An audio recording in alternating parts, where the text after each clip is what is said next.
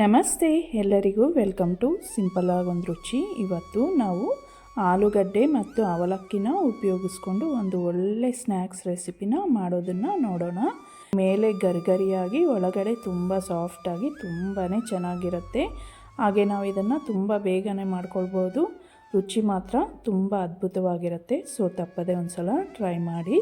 ಇಲ್ಲಿ ನಾನು ಅದಕ್ಕೋಸ್ಕರ ಒಂದೆರಡು ಆಲೂಗಡ್ಡೆನ ತಗೊಂಡು ಈ ರೀತಿ ಅದರ ಸಿಪ್ಪೆನ ರಿಮೂವ್ ಮಾಡಿಕೊಂಡು ಈ ರೀತಿ ಸ್ವಲ್ಪ ದಪ್ಪನೇ ಕಟ್ ಮಾಡಿ ಹಾಕ್ಕೊಳ್ಳಿ.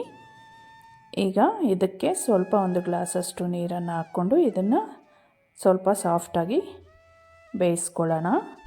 ಈಗ ಅಷ್ಟರಲ್ಲಿ ನಾವಿಲ್ಲಿ ಬೇಕಾಗಿರೋವಂಥ ತರಕಾರಿಗಳನ್ನು ಕಟ್ ಮಾಡ್ಕೊಳ್ಳೋಣ.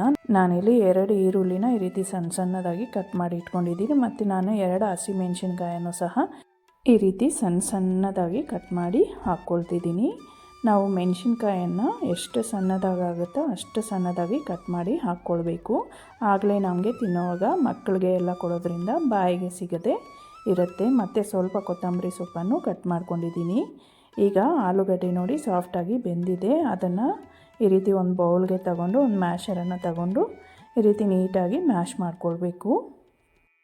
ಈಗ ಇದಕ್ಕೇ ನಾನಿಲ್ಲಿ 100 ಗ್ರಾಮ್ನಷ್ಟು ಅವಲಕ್ಕಿನ ತಗೊಂಡು ಒಂದು 2-3 ಸಲ ನೀಟಾಗಿ ವಾಶ್ ಮಾಡಿಕೊಂಡು 10 ನಿಮಿಷ ನೆನೆಸಿ ಇಟ್ಕೊಂಡಿದ್ದೀನಿ. ಈಗ ಅದನ್ನು ಸಹ ಸೇರಿಸ್ತಿದ್ದೀನಿ.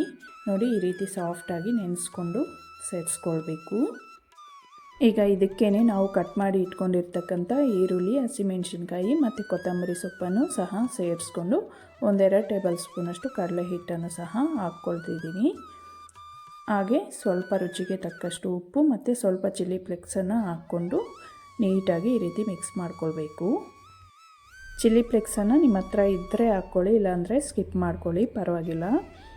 ಇದನ್ನು ಕಲಿಸ್ಕೊಳ್ಳೋದಕ್ಕೆ ನಮಗೆ ನೀರೇನು ಅವಶ್ಯಕತೆ ಇರೋದಿಲ್ಲ. ಅವಲಕ್ಕಿ ಮತ್ತು ಈರುಳ್ಳಿಯಲ್ಲಿರೋ ತೇವಾಂಶನೇ ಸಾಕಾಗತ್ತೆ.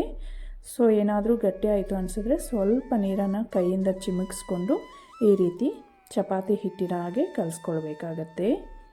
ಈಗ ನಿಮಗೆ ಯಾವ ಸೈಜ್ ಬೇಕೋ ಆ ಸೈಜ್ಗೆ ಉಂಡೆನ ಮಾಡಿಕೊಂಡು ಈ ರೀತಿ ವಡೆ ಶೇಪ್ಗೆ ಇದನ್ನು ಮಾಡಿ ಇಟ್ಕೊಳ್ಳಿ. ನೋಡಿ ಹೀಗೆ ಸ್ವಲ್ಪ ಕೈಗೆ ನೀರನ್ನು ಸವರ್ಕೊಂಡು ಮಾಡಿಕೊಂಡ್ರೆ ನಮಗೆ ಹಿಟ್ಟು ಅಂಟದೇ ಇರುತ್ತೆ.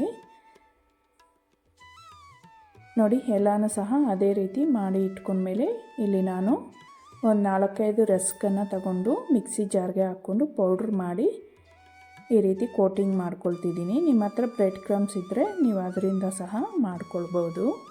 ಸೊ ನೋಡಿ ಎಲ್ಲನೂ ಸಹ ಅದೇ ರೀತಿ ಮಾಡಿ ಇಟ್ಕೊಂಡ್ಮೇಲೆ ಈಗ ಡೀಪ್ ಫ್ರೈಗೆ ಆಯಿಲನ್ನು ಇಟ್ಕೊಂಡು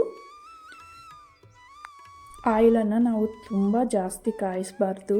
ಮೀಡಿಯಮ್ ಫ್ಲೇಮ್ನಲ್ಲಿ ಇಟ್ಕೊಂಡು ಮೀಡಿಯಮ್ಮಾಗಿ ಹೀಟ್ ಮಾಡ್ಕೊಳ್ಬೇಕು. ಇಲ್ಲಾಂದರೆ ಮೇಲೆ ತುಂಬ ಬೇಗನೆ ಕಪ್ಪಗಾಗ್ಬಿಡುತ್ತೆ, ಒಳಗಡೆ ಬೇಯೋದಿಲ್ಲ. ಸೊ ನೋಡಿ ಮೀಡಿಯಮ್ ಹೀಟಲ್ಲಿ ಆಯಿಲನ್ನು ಹೀಟ್ ಮಾಡಿಕೊಂಡು ಈಗ ಒಂದೊಂದಾಗಿ ಅದಕ್ಕೆ ಸೇರಿಸ್ಕೊಳ್ಳೋಣ. ಇದನ್ನು ಹಾಕಿದ ತಕ್ಷಣ ಕದಲಿಸ್ಬಾರ್ದು. 1-2 ಸೆಕೆಂಡ್ ಹಾಗೆ ಬಿಟ್ಟು ನಂತರ ಒಂದು ಸ್ಪೂನನ್ನು ತಗೊಂಡು ಈ ರೀತಿ ಚೆನ್ನಾಗಿ ತಿರುಗಿಸ್ತಾ ನಾವು ಇದನ್ನು ಒಳ್ಳೆ ಕಲರ್ ಬರೋವರೆಗೂ ಫ್ರೈ ಮಾಡ್ಕೊಳ್ಬೇಕಾಗತ್ತೆ. ಸ್ವಲ್ಪ ಟೈಮ್ ಕೊಟ್ಟು ಫ್ರೈ ಮಾಡಿ, ಇಲ್ಲಾಂದರೆ ಒಳಗಡೆ ಬೇಯೋದಿಲ್ಲ. ಸೊ ನೋಡಿ ಈ ರೀತಿ ಸ್ವಲ್ಪ ಲೋ ಟು ಮೀಡಿಯಮ್ ಫ್ಲೇಮ್ನಲ್ಲಿ ಇಟ್ಕೊಂಡು ಈ ರೀತಿ ತಿರುಗಿಸ್ತಾ ಸ್ವಲ್ಪ ಫ್ರೈ ಮಾಡ್ಕೊಳ್ಬೇಕಾಗತ್ತೆ. ಇವಾಗ ಇದಾಗಿದೆ, ಇದನ್ನು ತೆಗೆದುಬಿಡೋಣ. ನೋಡಿದ್ರಲ್ಲ ಎಷ್ಟು ಈಸಿಯಾಗಿ ಮಾಡ್ಕೊಳ್ಬೋದು ಅಂತ. ಟೇಸ್ಟ್ ಮಾತ್ರ ತುಂಬಾ ಚೆನ್ನಾಗಿರುತ್ತೆ. ಸೊ ತಪ್ಪದೇ ಒಂದು ಸಲ ಟ್ರೈ ಮಾಡಿ, ನಿಮಗೂ ಇಷ್ಟ ಆಗುತ್ತೆ. ಸೊ ಮತ್ತಷ್ಟು ಸಿಂಪಲ್ ಟೇಸ್ಟಿ ರೆಸಿಪೀಸ್ಗೋಸ್ಕರ ಸಿಂಪಲ್ ಆಗೊಂದು ರುಚಿ ಚಾನಲನ್ನು ತಪ್ಪದೇ ಸಬ್ಸ್ಕ್ರೈಬ್ ಮಾಡ್ಕೊಳ್ಳಿ. ಹಾಗೆ ವಿಡಿಯೋ ಇಷ್ಟ ಆಗಿದ್ದರೆ ಪ್ಲೀಸ್ ಒಂದು ಲೈಕ್ ಕೊಡೋದನ್ನು ಮರಿಬೇಡಿ. ಮತ್ತೆ ಸಿಗೋಣ. Thank you for watching.